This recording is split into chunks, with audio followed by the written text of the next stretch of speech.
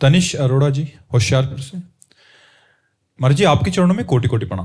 गुरुदेव, आपका सत्संग सुनकर पता चला कि संसारिक इच्छाओं का कोई अंत नहीं है, इसलिए मैं अपनी इच्छाओं को बढ़ाना नहीं चाहता। पर जब भी मैं किसी के पास कोई चीज देखता हूं जो मेरे पास नहीं है तो मन में आता है कि ये भी मेरे पास होता तो अच्छा होता। महाराज जी ऐसी भावना को खत्म करने के लिए मैं क्या करूं महाराज? नाम जप करो। भगवान के नाम में बहुत बड़ी सामर्थ्य है। वो चाहेंगे तो पूर्ण कर देंगे, वो चाहेंगे तो समाप्त कर देंगे। नाम जप करो, भगवान चाहेंगे तो कामना की पूर्ति कर देंगे और भगवान चाहेंगे तो कामना को शांत कर देंगे। दोनों काम भगवान मंगलमय ही करेंगे। इसलिए अगर चाहिए, देखो लोगों को चाहिए तो, पर भजन नहीं करते। करदम जी को भगवान ब्रह्मा जी ने आज्ञा करी कि सृष्टि रचना करो, तो अकेले तो सृष्टि रचना हो नहीं सकती, अब पत्नी चाहिए। तो उन्होंने पत्नी चाहिए इसलिए 10,000 वर्ष तक भजन किया। स्वयं सच्चिदानंद भगवान श्री हरि प्रकट हुए और कहा वरदान मांगो, तो उन्होंने कहा पिताश्री की आज्ञा है कि सृष्टि वृद्धि को प्राप्त हो, तो सृष्टि वृद्धि को प्राप्त हो इसलिए मुझे पत्नी चाहिए। भगवान के आंसू गिर पड़े कि 10,000 वर्ष तक तपस्या पत्नी के लिए। तो बिंदुसर तीर्थ जो बना वो अश्व से बना। भगवान ने कहा आदि सम्राट महाराज मनु की पुत्री देवहूति जी परसों आएंगी और उन्हें आप स्वीकार कर लेना। करदम जी का ब्याह हुआ, स्वयं भगवान पुत्र रूप में प्रकट हुई, कपिल भगवान के रूप में, और सांख्य शास्त्र का उपदेश करके उनका और जगत का मंगल किया। हम जो चाहें भगवान से चाहें और नाम जप करें तो या तो हमारी चाह पूर्ति हो जाएगी, और यदि वो वस्तु अमंगल करने वाली है तो उस कामना की ही शांति हो जाएगी। इसलिए हम खूब नाम जप करें। पंकज कुमार जी कुरुक्षेत्र से। राधा वल्लभ श्री हरिवंश महाराज जी आपके चरणों में दंडवत प्रणाम। गुरुदेव भगवान, आपके श्रीमुख से एकांतिक में कई बार सुना है कि भगवत प्राप्ति के मार्ग पर चलने हैं तो अपने आप को मरा हुआ मान लो। गुरुदेव, अपने आप को मरा हुआ कैसे माने महाराज जी? इसका तात्पर्य महाराज जी। अहम शून्य जीवन ही अध्यात्म की ऊंचाई को प्राप्त करता है। अहम शून्य होना ही वो विदेह जीवन है। मरो रे जोगी मरो, ऐसे मर के दीठो जैसे गोरख मर दीठो।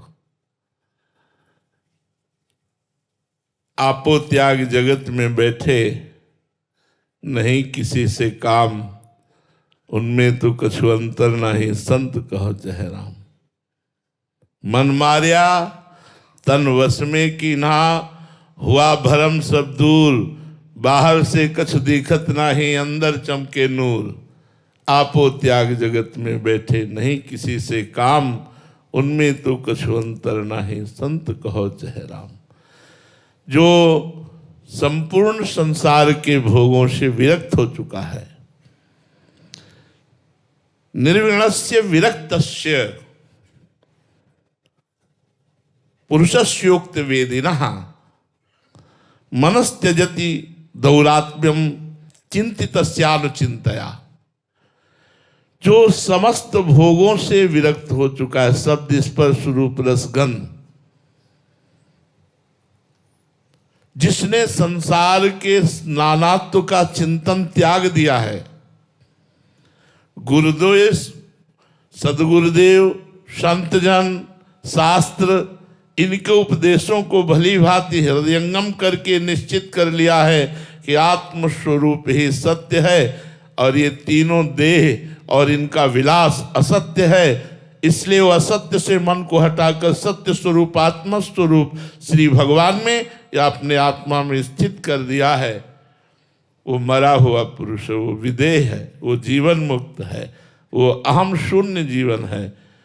जब तक विषयों का चिंतन होता है, भोगों के भोगने में सुख है, तब तक ये जीवन नहीं। इस मार्ग में मरकर चला जाता है। नारायण अति कठिन है, हरि मिलन की बाट, या में पग पीछे धरे प्रथम शीश दे काट। शीश काटने का तात्पर्य अहम का नाश हो जाना। शास्त्र और गुरु की आज्ञा में अनुकूलता, प्रतिकूलता, मान अपमान, सुख दुख, निंदा स्तुति, इसको समान सहते हुए चलना, यही है अमृतमय जीवन।